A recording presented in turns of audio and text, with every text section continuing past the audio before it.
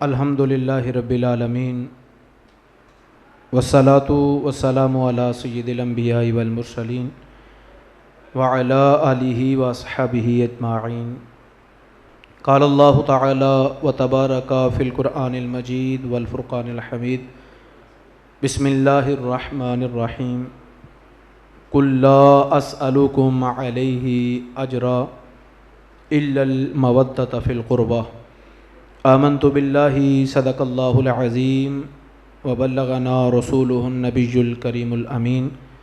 وقال اللہ تعالی وتبارک فی شان حبیبہ مخبرا وامرا ان اللہ وملائکتہ یصلون علی النبی یا ایہا الذین آمنوا صلوا علیہ وسلموا تسلیما۔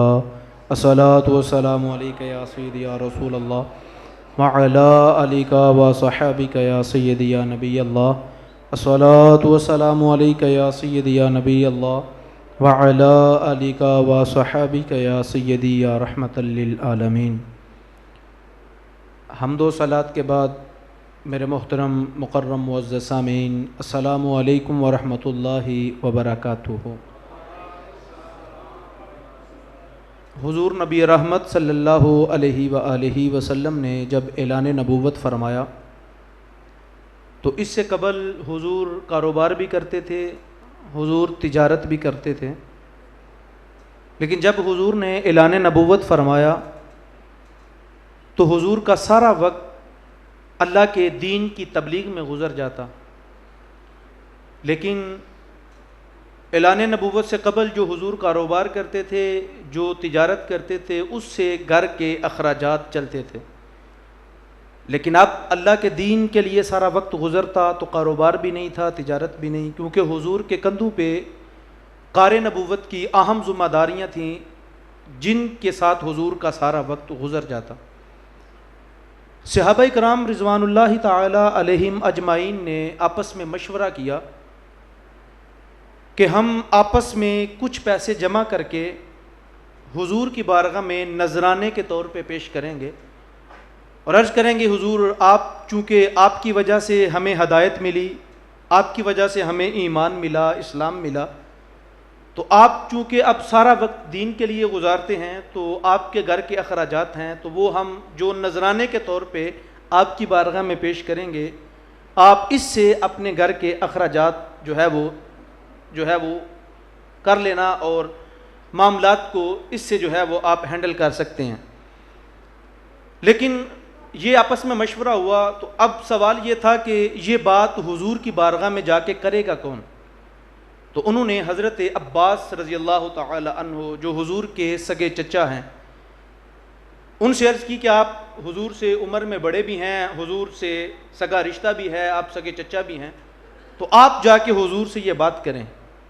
تو انہوں نے حضرت عباس کو اس معاملے میں امیر بنایا اور حضور کی بارگاہ میں آ کے عرض کی حضور یہ نذرانہ ہے، ہم آپ کی بارگاہ میں پیش کرنا چاہتے ہیں، اس لیے کہ آپ کا سارا وقت دین میں گزر جاتا ہے اور دنیاوی معاملات آپ کے ان پیسوں سے ہینڈل ہو جائیں گے اور آپ ان کو اپنے اخراجات میں استعمال کر سکتے ہیں۔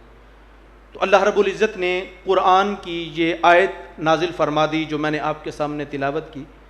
ارشاد فرمایا قل لا اسألکم علیہ اجرا، کیا پیارے محبوب صلی اللہ علیہ وسلم آپ ان سے فرما دیجئے کہ لا اسألکم علیہ اجرا، کہ میں جو اللہ کا پیغام تم تک پہنچاتا ہوں اور دین کے کاموں میں میرا وقت گزرتا ہے اور اس رستے پہ چلتے ہوئے جو میں نے تکلیفیں برداشت کیں، جو میں نے اذیتیں برداشت کیں، میرے راستوں میں کانٹے بھی بچھائے گئے، گڑھے بھی کھودے گئے، جس میں اطہر کے اوپر کوڑا کرکٹ بھی پھینکا گیا، کیا کچھ نہیں حضور کے ساتھ ہوا؟ حضور جب وادی طائف میں ان لوگوں کو، وادی طائف والوں کو پیغام دینے گئے تو انہوں نے انکار کیا، اور جب حضور وہاں سے نکلنے لگے تو ان کے اباش ہاتھوں میں پتھر لے کے کھڑے ہو گئے اور حضور درمیان سے گزرتے تو وہ حضور کے مبارک پاؤں کے اوپر پتھر مارتے، حضور درد کی وجہ سے پاؤں اٹھاتے تو وہ دوسرے پاؤں پہ پتھر مارتے، شدت کرب کی وجہ سے جب میرے رسول بیٹھ جاتے تو ان کے دو گنڈے آگے بڑھتے، کندھوں سے پکڑ کے دوبارہ اٹھاتے اور پھر پتھر مارتے، اور اس قدر حضور کو پتھر مارے گئے کہ حضور کے مبارک نالین خون سے بھر گئے۔ تو جو 7 صحابہ تھے انہوں نے عرض کی حضور اب تو ان کے لیے بد دعا کر دیں کہ کیسا برا سلوک کیا آپ کے ساتھ. تو میرے رسول فرمانے لگے صحابہ میں زحمت نہیں بلکہ اللہ کی رحمت بن کے آیا ہوں. تو صحابہ نے اصرار کیا کہ حضور اب تو بد دعا کر دیں, اتنا برا سلوک کیا. اصرار بڑا تو حضور نے ہاتھ اٹھا دیے. اب صحابہ اس انتظار میں تھے کہ ابھی مبارک زبان ہلے گی تو ان کے اوپر پتھروں کی بارش نازل ہوگی اور یہ نیست و نابود ہو جائیں گے. لیکن قربان جاؤں حضور کی مبارک زبان ہلی تو الفاظ تھے مالک میری قوم کو ہدایت دے دے. کہا مالک میری قوم کو ہدایت دے دے. تو پتھر کھا کے دعائیں دینا یہ بھی میرے نبی کا حوصلہ ہے.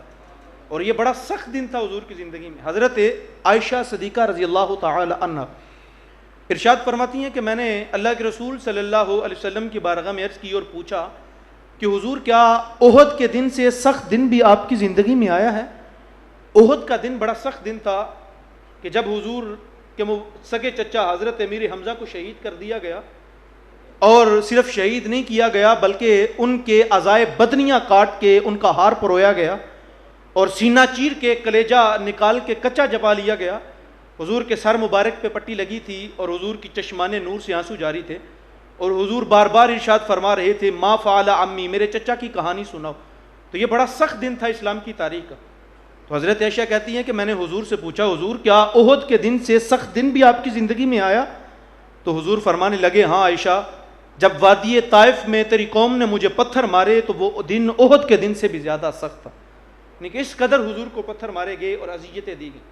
تو فرمایا جو کچھ میرے ساتھ ہوا, اذیتیں دی گئیں, تکلیفیں دی گئیں, لیکن میں پھر بھی نہ رکا, اللہ کا پیغام تم تک پہنچایا.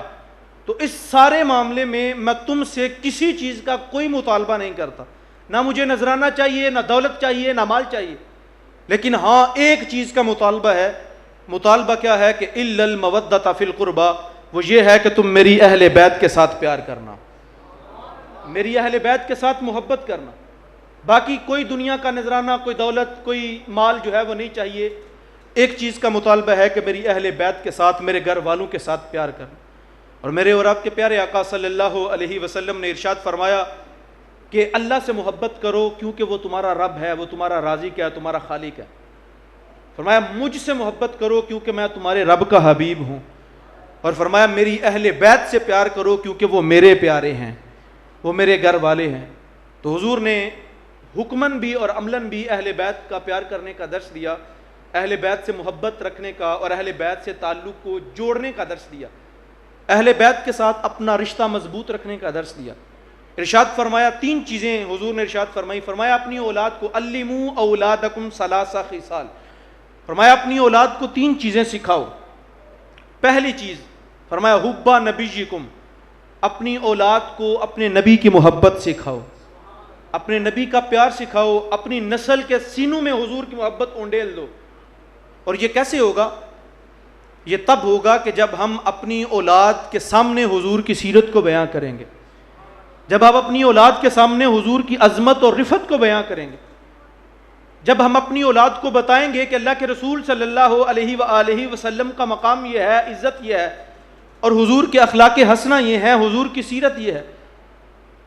کسی چیز کے بارے میں محبت تب دل میں پیدا ہوتی ہے جب بندہ اس چیز کے بارے میں جانتا ہو. جس چیز کے بارے میں بندہ جانتا ہی نہیں, اس کے بارے میں بندے کے دل میں محبت نہیں ہوتی. آج ہماری نسل جس قدر دین سے دور جا رہی ہے, اس کی بنیادی وجہ یہ ہے کہ ہم نے حضور کے ساتھ اپنے رشتے کو کمزور کر دیا. آج ہم اب چاہتے ہیں ہمارا بیٹا ڈاکٹر بنے, انجینئر بنے, وکیل بنے, لیکن چونکہ ہم نے حضور اور حضور کے اصحاب کا طریقہ اپنی اولاد کو بتایا ہی نہیں, اور ہمارے اوپر یہ ظلم ہوا کہ ہمارے اسکول کے نصاب سے بھی یہ چیزیں نکال دی گئیں. کبھی اسکول کی کتابیں کھولتے تھے تو پہلا چیپٹر حضور کی سیرت پہ ہوتا تھا, دوسرا چیپٹر حضور کے اصحاب کی سیرت پہ ہوتا تھا, تیسرا چیپٹر جو ہے وہ دیگر اسلامی حوالے سے ہوتے تھے. لیکن آج یہ چیزیں نکال دی گئیں, اور آج ہم بھی دین سے دور ہیں, تو پھر ہماری نسل دین سے دور ہونے میں ہم سے 2 قدم آگے ہے. لیکن ماں باپ کو چاہیے کہ وہ اپنی اولاد کی پرورش کرے. ایک کلاس کے ٹیچر نے بچوں سے پوچھا بیٹا بتاؤ بڑے ہو کے کیا بنو گے؟ تو ایک لڑکا کہنے لگا سر بڑے ہو کے ڈاکٹر بنوں گا, دوسرا کہنے لگا سر وکیل بنوں گا, کوئی کہنے لگا سر میں انجینئر بنوں گا. ہر بچے کی سوچ, ہر بچے کی فکر الگ تھی. اسی کلاس میں ایک بچہ بیٹھا ہے، سر پوچھتا بیٹا بتاؤ تم کیا بنو گے؟ تو اس نے معصومانہ لہجے میں، بچہ بالکل چھوٹا تھا، معصومانہ لہجے میں عرض کی کہ سر میں بڑے ہو کے صحابی رسول بنوں گا۔ اب سر بڑا پریشان ہوا کہ ہر بچے کی سوچ، ہر بچے کی فکر، نظریہ الگ ہے، تو کہا بیٹا تمہیں پتہ ہے صحابی رسول کون ہوتا ہے؟ تو اس نے کہا سر مجھے نہیں پتا۔ تو کہا بیٹا صحابی رسول تو وہ ہوتا ہے کہ جس نے اپنی زندگی میں حالت ایمان میں حضور کا زمانہ پایا ہو، حضور کا دیدار کیا ہو، لیکن اب چونکہ یہ شرف حاصل کرنا ناممکن ہے، اب تو کوئی صحابی نہیں ہو سکتا، لیکن یہ بتاؤ کہ یہ جذبہ، یہ خواہش تمہارے دل میں کیسے پیدا ہوئی؟ تو وہ بچہ کہنے لگا کہ سر جب رات کو سونے لگتا ہوں تو میری ماں مجھے روز ایک صحابی رسول کا واقعہ سنا کے سوتی ہے، تو جب ان کا پیار، ان کا عشق میں سنتا ہوں تو میرے دل میں بھی یہ خواہش پیدا ہوئی کہ میں بھی بڑا ہو کے صحابی رسول بنوں گا۔ یہ ماں باپ نے اپنے بچوں کے دل میں حضور کی محبت ڈالنی ہے، وگرنہ اسکولوں کے اندر ماحول اب نہیں رہا۔ تو ہمیں چاہیے کہ ہم اپنی اولاد کے سینوں میں حضور کی محبت کو منتقل کریں۔ آج ہمارے بچوں کو پتہ ہے کہ مسٹر چپس جیسے لوگ کون ہیں اور ان کی کہانیاں ہمارے نصاب میں پڑھائی جا رہی ہیں، لیکن اپنے بیٹے کو ایک ٹاپک کے اوپر عنوان لکھنے کے لیے دیں نا، اور اس کو کہیں کہ بیٹا حضرت ابوبکر کی شان میں 10 لائنیں لکھ کے لاؤ، تو وہ 2 لائنوں سے زیادہ نہیں لکھ پائے گا۔ صرف وجہ یہ ہے کہ ہم نے بتایا ہی نہیں ابوبکر کیا ہے، ہم نے بتایا ہی نہیں حسین ابن علی میدان کربلا میں گئے تو کیوں گئے، ہم نے بتایا ہی نہیں کہ حسین ابن علی نے 72 افراد کا کنبہ کٹوا دیا تو اس کے پیچھے وجہ کیا تھی، ہمارے لیے پیغام کیا تھا۔ ہمارے ساتھ یہ ظلم ہوتا ہے ہمارے معاشرے کے اندر کہ 10 محرم والے دن بھی لوگ دیکھتے ہیں جناب 9 اور 10 محرم کی چھٹیاں آ گئی، لوگ اپنی فیملی کو لے کے مری سیر کرنے کے لیے نکل جاتے ہیں۔ اور یار تمہارے دل کے اوپر بجلی نہیں گرتی؟ سوچو تو صحیح 10 محرم کو ہوا کیا تھا، سوچو تو صحیح کہ 10 محرم کے اندر جو ہے وہ خانواد رسول کے ساتھ کیا کچھ نہیں کیا گیا، لیکن ہم نے اپنی نسل کو کبھی بتایا ہی نہیں۔ بتاؤ نا اپنے بچوں کو بٹھا کے کہ امام علی مقام میدان کربلا کیوں گئے، کیوں 72 افراد کو جو ہے وہ شہید کروا دیا گیا؟ کبھی ہم نے پیغام کربلا اپنی جو ہے وہ اولاد کو نہیں بتایا۔ تو اس لیے ہمیں اپنی نسل کو سکھانا چاہیے کہ ہمارے جو اسلاف ہیں انہوں نے زندگی کیسے گزاری، اور یہ عظمتیں، یہ مقام کہ آج 1400 سال بعد بھی ان کے تذکرے زندہ ہیں اور قیامت تک زندہ رہیں گے، تو یہ کس لیے یہ عزتیں ان کو ملی؟ اس لیے کہ انہوں نے اپنی جانیں اللہ کے رستے پہ قربان کی تھی۔ لیکن وہ جانیں قربان کرنے کا مقصد کیا تھا؟ ہمیں یہ اپنی نسل کو بتانا ہوگا، پھر ان کے دل میں محبتیں پیدا ہوں گی۔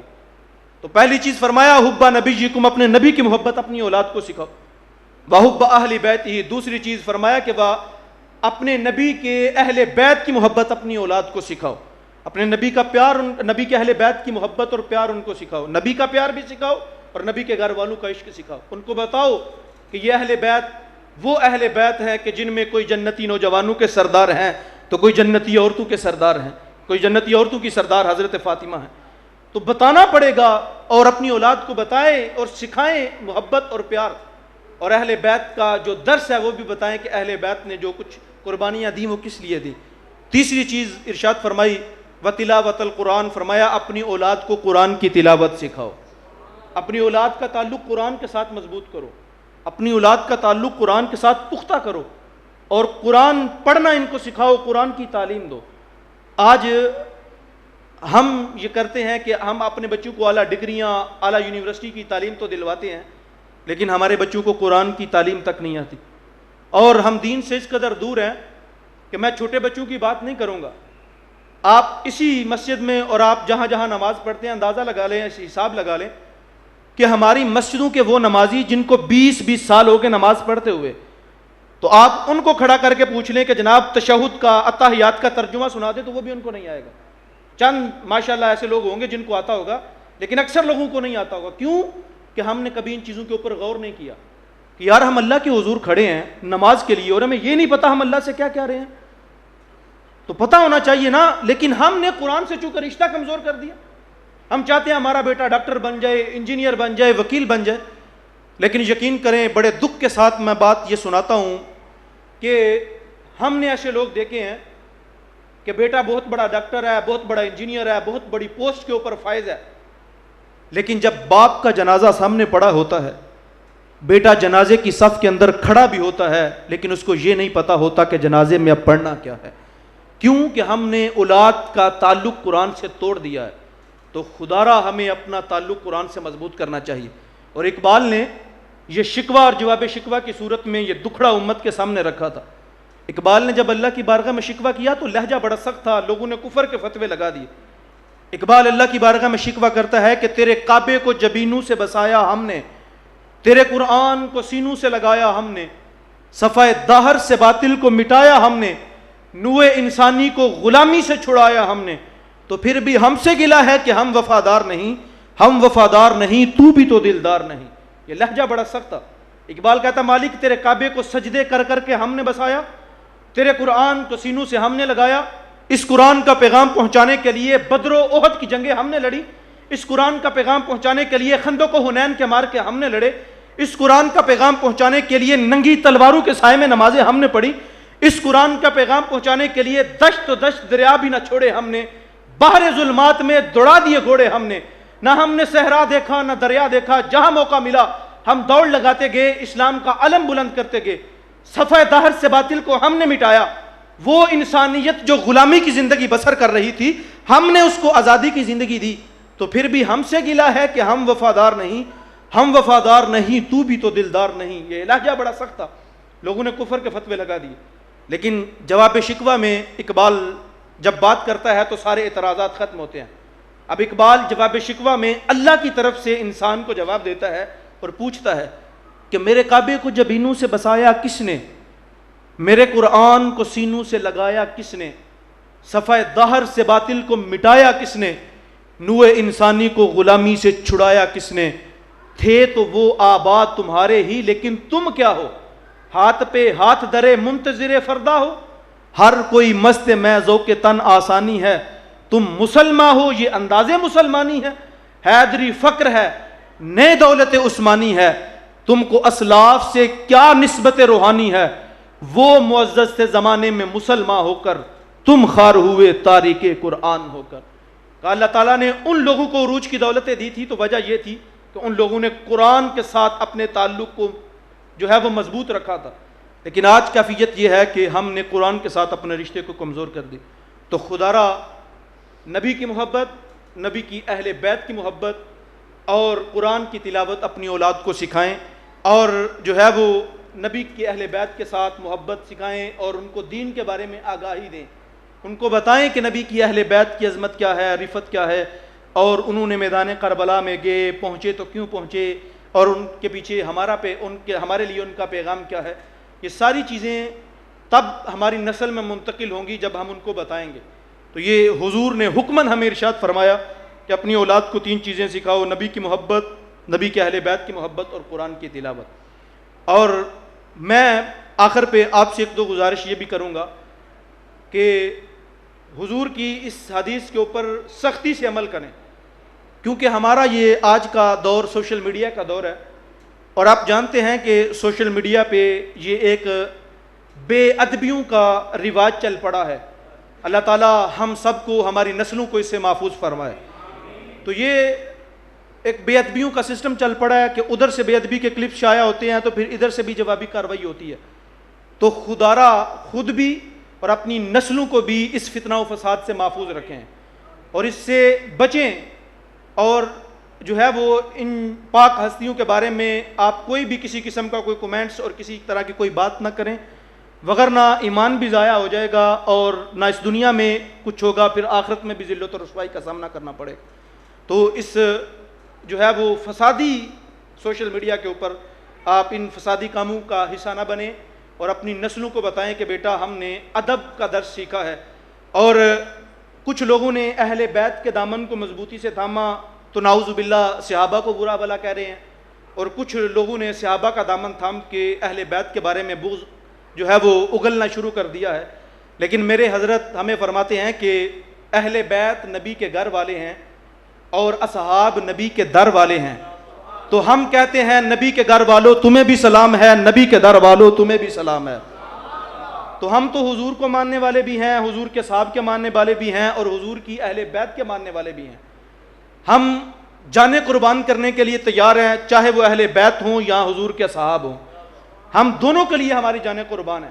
تو خدا را اس فسادی معاملات میں کسی قسم کے فتنہ و فساد کا حصہ نہ بنیں اور اپنی نسل کو آگاہی دیں اور ادب کا درس پڑھائیں، اور ان جو ہے وہ ہماری اسلاف جو ہمارے اہل بیت حضور کے اہل بیت ہیں اور حضور کے صحاب ہیں، ان کے بارے میں ان کو جو ہے وہ تعلیم دیں اور شعور دلائیں کہ حضور کے اصحاب بھی حضور کے اصحاب ہیں اور اہل بیت حضور کے گھر والے ہیں، ہم دونوں کے لیے جانیں قربان کرتے ہیں، ہمارا پیار دونوں کے لیے ہے، وگرنہ جس طرح یہ معاملات بگڑتے جا رہے ہیں ہمارے ملک کے، وہ کسی سے مخفی نہیں ہے۔ اللہ رب العزت کی بارگاہ میں دعا ہے کہ اللہ تعالی ہمیں کوئی اسلامی غیرت مند حکمران عطا فرمائے جو ملکی معاملات کو اسلامی طریقے سے جو ہے وہ چلائے اور اس کو بہتر طریقے سے لائے، وگرنہ فساد برپا ہوتا جا رہا ہے۔ تو اسی لیے ہمیں اہل بیت کا دامن تھامنا چاہیے، اور اہل بیت کا دامن ہمارے لیے کیا ہے؟ اہل بیت نے ہمیں امن کا درس دیا، ظلم کے خلاف ڈٹ کے کھڑے ہونے کا درس دیا، لیکن آپس میں ہمیں امن اور محبت کا درس دیا اور پیار کا درس دیا، اور ہمیں ایک دوسرے کے ساتھ محبت سے پیش آنا چاہیے، ایک دوسرے کے ساتھ پیار سے پیش آنا چاہیے، اور جو ہے وہ یہ فسادی معاملات سے باز رہیں۔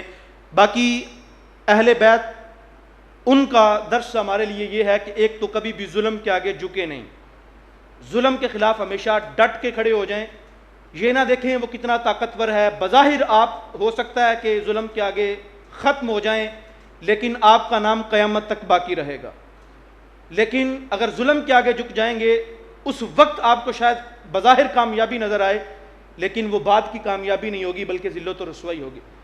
دوسرا، اہل بیت نے ہمیں صبر کا درس دیا ہے کہ اذیتیں آ جائیں، مصیبتیں آ جائیں، تکلیفیں آ جائیں تو خود کو سنبھالو، اللہ کی رضا سمجھو۔ امام علی مقام امام حسین آپ نے 71 لاشیں اٹھا کے خیموں تک پہنچائے، اور جب آپ خود جو ہے وہ آخری لمحات آپ کے تھے اور آپ جو ہے وہ سر سجدے میں رکھا تو امام علی مقام امام حسین کے آخری لفظ تھے اللہم رضن بقضائک وصبرن علی بلائک وتسلیما لامرک، کہ مالک تیری طرف سے آنے والے جتنے بھی امتحان تھے میں ہر ایک پہ راضی ہوں، میں نے ہر مصیبت کو قبول کیا، ہر امر کو قبول کیا، سب کچھ کرنے کے بعد مالک میں تجھ سے راضی ہوں، بتا تو بھی حسین سے راضی ہے کہ نہیں ہے۔ تو اگر اذیت آ جائے، مصیبت آ جائے، تکلیف آ جائے تو پھر ہمیں جو ہے وہ اہل بیت کا دامن تھامنا چاہیے اور دیکھنا چاہیے کہ انہوں نے صبر کیا۔ اور کبھی زندگی میں بعض اوقات اوکھا وقت آ جائے تو کچھ لوگ وویلا مچانا شروع کر دیتے ہیں۔ سلطان محمود غزنوی آپ جانتے ہیں وقت کا بہت بڑا بادشاہ گزرا ہے، تو اس کا ایک وزیر تھا ایاز، یہ بڑا عقل مند تھا اور اس کی عقل مندی کی وجہ سے بادشاہی سے محبت کرتا تھا۔ تو ایک دن کسی نے خربوزے کی نئی فصل آئی تو بادشاہ کو تحفے کے طور پہ پہلی فصل خربوزے کی چند خربوزے اچھے اچھے بادشاہ کو تحفے پہ دیے۔ اب بادشاہ نے ایک خربوزہ خود لیا، ایک ایاز کو دیا۔ جب بادشاہ نے خربوزہ کاٹ کے کھایا تو وہ پھیکا تھا، کڑوا تھا، لیکن دیکھا ایاز کی طرف تو ایاز بڑے چٹکارے لے لے کے کھا رہا تھا۔ تو بادشاہ سمجھا کہ شاید جو میں نے اس کو دیا ہے وہ میٹھا ہے، تو بادشاہ نے ایاز سے کہا کہ بادشاہ ایاز یہ خربوزہ تو دو مجھے۔ اب بادشاہ نے اس سے لے کے کھایا تو وہ بھی کڑوا تھا۔ تو بادشاہ کہنے لگا کہ ایاز یہ تو کڑوا ہے۔ تو اس نے کہا بادشاہ میں جانتا ہوں یہ کڑوا ہے۔ تو کہا پھر اتنے مزے سے اتنے چٹکارے لے کے کیوں کھا رہے تھے؟ تو ایاز کہنے لگا بادشاہ ساری زندگی اس منہ سے اللہ کی میٹھی نعمتیں کھائی ہیں، آج اگر کڑوی آئی تو کیا اس کو پھینک دوں؟ ہے تو اللہ کی نعمت۔ تو جب ساری زندگی اللہ ہمیں خوشیاں دے تو کسی ایک موڑ پہ اگر مصیبت کا سامنا ہو جائے، امتحان کا سامنا ہو جائے اور ہم خود کو حسینی کہیں اور اس مصیبت میں وویلا مچانا شروع کر دیں تو یہ تو میرے حسین کا درس نہیں ہے۔ تو ہمیں چاہیے کہ مصیبت کے اوپر جو ہے وہ صبر کریں۔ اور تیسرا اور بڑا مقصد امام علی مقام کا کہ آپ نے کربلا کے میدان میں بھی سجدے کو قضا نہیں ہونے دیا۔ اور میں آپ سے کہوں گا کہ خود کو حسینی کہنے والوں، آج اگر ہم دنیا میں نماز نہیں پڑھیں گے تو مجھے بتاؤ اگر میدان محشر کے اندر امام علی مقام امام حسین نے گریبان پکڑ لیا اور کہا کہ حسین حسین کے نعرے لگانے والوں تمہیں حسین کا مقصد نظر نہیں آیا تھا، اور امام علی مقام نے پوچھ لیا کہ میں نے تو آخری سجدے کو بھی قضا نہیں ہونے دیا اور تمہارے سامنے تو کوئی مصیبت بھی نہیں تھی، اذیت بھی نہیں تھی، تمہارے سامنے تو کوئی میدان کربلا بھی نہیں تھا، پھر بھی تم سجدے قضا کرتے رہے، تو بتائیں مجھے اس وقت امام حسین کو جواب کیا دیں گے؟ تو اسی لیے خدا را حسینیت کو سمجھیں، امام علی مقام کے درس کو سمجھیں اور آپ کے پیغام کو سمجھیں، اور آج اس محفل میں بیٹھ کے امام علی مقام امام حسین سے وعدہ کریں کہ انشاءاللہ العزیز آج سے ہم 5 وقت کی جماعت با نماز ادا کریں گے، نماز با جماعت انشاءاللہ ادا کریں گے. اور یہی سب سے بڑا ہمارا پیغام ہے جو ہمیں کربلا کے جو ہے وہ ادھر نصاب سے نظر آتا ہے. تو اسی لیے ہمیں چاہیے کہ ہم اہل بیت کے ساتھ اپنے ربط کو قائم رکھیں، لیکن وہ ربط صرف کھوکھلے نعروں کی حد تک نہ ہو، بلکہ ہمیں عملاً جس طرح اہل بیت نے عمل کر کے زندگی گزاری، ہمیں ان تعلیمات پہ عمل کر کے اپنی زندگی کو بہتر بنانا چاہیے. تو اللہ رب العزت کی بارگاہ میں دعا ہے کہ اللہ تعالی ہم سب کو عمل کی توفیق عطا فرمائے. وقت بالکل مختصر تھا اور کچھ میں بھی تھوڑا سا تاخیر کا شکار ہوا، اس کے لیے معذرت ہے. تو باقی انشاءاللہ چونکہ حضور کی امام علی مقام امام حسین کی شہادت کا جو معاملہ وہ بڑا طویل تھا اور بڑا اس مختصر وقت میں بیان نہیں ہو سکتا تھا، اس لیے میں نے چند باتیں آپ کے سامنے رکھیں. لیکن اللہ رب العزت کی بارگاہ میں دعا ہے آپ لوگوں کی آمین کے ساتھ کہ اللہ تعالی ہمارا یہاں آنا، اٹھنا بیٹھنا، سننا سنانا سب کچھ اپنی بارگاہ میں قبول و منظور فرمائے، اور اللہ تعالی ہم سب کو حضور کے اصحاب اور حضور کی اہل بیت کے ساتھ پکی اور سچی محبت نصیب فرمائے. آمین بجاہ النبی الامین وما علینا الا البلاغ.